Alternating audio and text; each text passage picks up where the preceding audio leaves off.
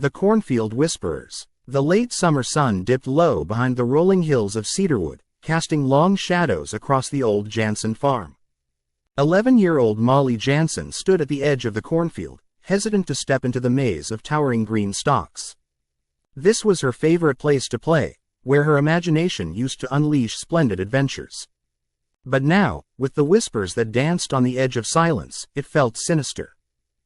Her grandmother, once vibrant and full of stories, had begun to fade into the fog of her own mind. It started slowly, forgetting where she put her glasses, losing track of time. Then the whispers began. "They call me Molly," her grandmother would say, eyes wide and wild. "Can't you hear them? They're waiting for us." Quote, Molly tried to be brave, but she could feel the dread swelling inside her every time her grandmother's grip on reality slipped. She remembered the day it happened, the day when Grandma's laughter turned to screams. "Molly," Grandma had called out, panic lacing her voice. "The whispers. They're in the cornfield, we need to leave." Molly had peered outside, seen nothing but waves of green. "It's just the wind, Grandma," she had whispered, but deep down, her heart twisted with anxiety. How could she convince her grandmother that the horrors in her mind were only nightmares?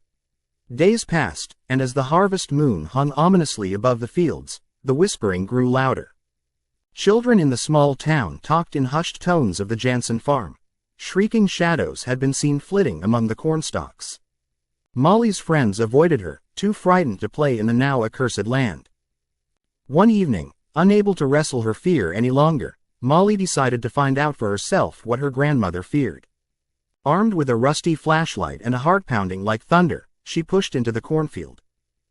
The cool air wrapped around her like a shroud, dark and heavy. Each step felt like an echo in a world untouched by light, swallowed by walls of green. "Hello?" she called, her voice trembling. The whispers came back, softer this time, lilting and teasing. "Molly, come play with us." Quote, "Who's there?" she stammered, spinning, her flashlight beam getting swallowed by the thick rows of corn. The whisper turned into laughter, echoing through the stalks. "We're waiting for you, Molly, come join us." Panic seized her. She turned on the beam, illuminating a twisted face peering just beyond the leaves. It was nothing like her grandmother, but its eyes, sunken and hollow, shone with an eerie glimmer of recognition. "I know you," it rasped. Molly stumbled backward, heart racing as she darted back down the row, desperate to find the exit. The laughter chased her, twirling and weaving around her, drowning her call for help in a cacophony of voices. "Stay, Molly, play with this forever." She burst through the final stalks and fell onto the front porch of the farmhouse, gasping for air. She turned, expecting to see those twisted faces behind her, ready to pull her back into the darkness. Instead, she found Grandma there, eyes clouded but steady, wrapped in the shawl she always wore. "Did you hear them?" Her voice trembled, as if she had asked it many times before. "Yes," Molly responded, truth lingering on her tongue. "They're always here. In the cornfield." Her grandmother stepped toward Molly, reaching for her. "I'm scared, Molly. I don't want to play with them anymore." Quote, Molly shivered, seeing the shadows creeping up behind her grandmother, the weight of delusion enshrining her once beloved figure. "We can't let them in. Promise me, Grandma. Promise." Quote, her grandmother nodded, blinking as if waking from a dream. "We will fight them together." Quote, that night was filled with hushed whispers and cries echoing through the jarring silence of the farm. Only the two of them fought against the relentless call of the whispers, pushing close together at the kitchen table, clutching hands as if to anchor themselves in reality. But every time they thought they had won, those whispers melted into laughter, creeping closer, closer, entwining their lives in the sinister grasp of insanity.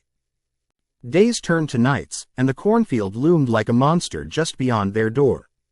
Grandma would fade away sometimes, drifting deep into her murky thoughts. On a night when the moon was high and full, the whispers broke past the barrier of their resolve. Molly woke to see her grandmother standing at the window, captivated by something beyond the glass, something that called to her more than love or reason. "Grandma?" Molly whispered, panic filling her throat. The figure turned slowly, face lit by moonlight, yet the eyes were not her grandmother's anymore. They gleamed with the allure of the other world, the whisperers. "Come, Molly," the soft voice beckoned, "it's time to play." Quote, as a scream lodged in her chest, Molly realized what was happening. This wasn't just the grip of dementia. It was a darkness that fed on fear, whispering promises of joy and eternity in the mind where reality blurred, twisting the fragile threads of reason until all that remained were hollow shells. The fight was lost. The last flicker of understanding left Grandma's eyes as she turned back to the whispering cornfield, inviting her to dance among shadows where light could never reach.